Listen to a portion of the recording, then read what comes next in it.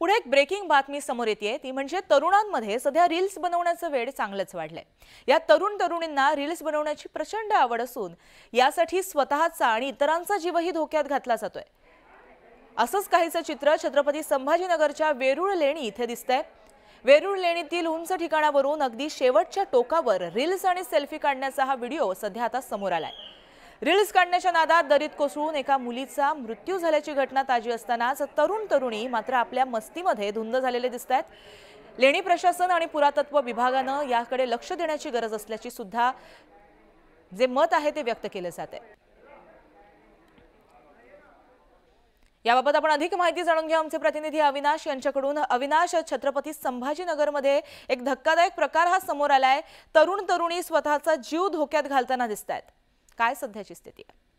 आपला छंद जोपासण्यासाठी हा धक्कादायक प्रकार समजू शकतो, धक्कादायक कृत्य या ठिकाणी आपण याला म्हणू शकतो। कारण की मागच्या आठवड्यामध्येच एका तरुणीचा रील बनवताना कार दरीत कोसळल्यामुळे मृत्यू झाला आणि ही घटना ताजी असतानाच देखील छत्रपती संभाजीनगरच्या तरुणाईंना त्याचं भान नाहीये।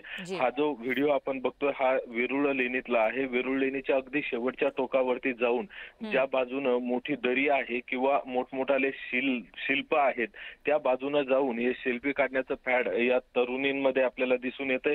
खास करून त्या तरुणी तिथे रील्स बनवताय, सेल्फी काढताय, मात्र काही अंतरावरच मोठी दरड आहे आणि त्यामध्ये जर या कोसळल्या किंवा काही अनुचित प्रकार घडला तर याला जबाबदार कोण? मग एका छंदापायी परत प्रशासनाने जाग नाही किंवा प्रशासनाने त्यावर काळजी घेतली पाहिजे असे प्रश्न उपस्थित होतात।